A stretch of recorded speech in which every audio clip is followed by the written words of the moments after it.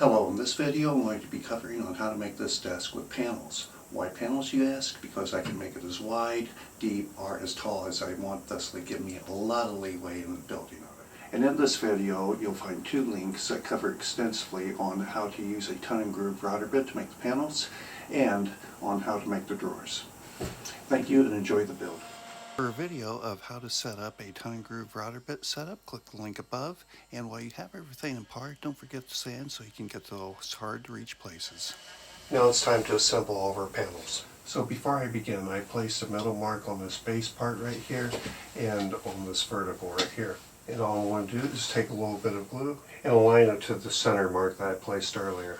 And same thing again for the outside and putting it into the edge. And then sliding a piece of ply down and on the other side. Then moving on to the horizontal piece next, and then going to the other side.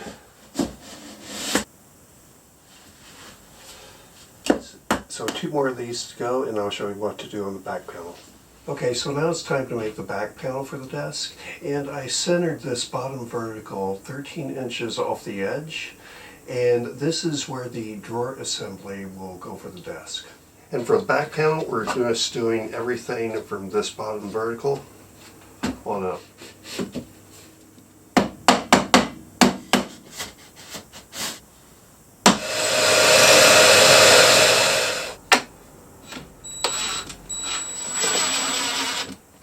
Okay, so next we're going to add a face to the front. I have these squaring blocks on both sides to help keep everything square, of course. And as well, since I'm working alone, it helps to have these to hold everything in place.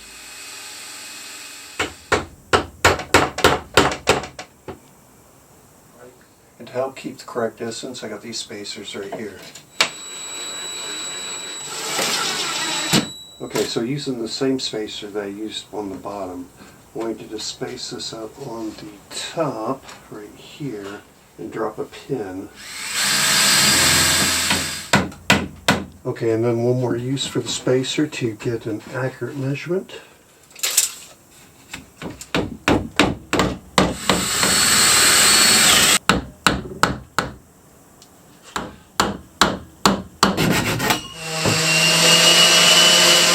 For the drawer dividers, I just made up these little spacers to help me keep the right distance. And then I'm just placing a support somewhere in the middle here. I'm not really measuring it. Okay, though I'm not measuring it, I'm still making sure it's square. What I'm going to do, I'm just going to push it back to where the front catches the front end of that board. If you want to see how I've done the drawers and runners, click the link above. To make the top, I cut down some 1x6 so that there'd be 20 mil overhang and attached with pocket hole screws. And again, cut for that 20 mil overhang and rounded the edges before finishing the border. Okay, so the base is centered to the tabletop, and using an adjustable square on this is indispensable. Then attached the top with some 90-degree brackets, and then made some supports to join the rolling casters.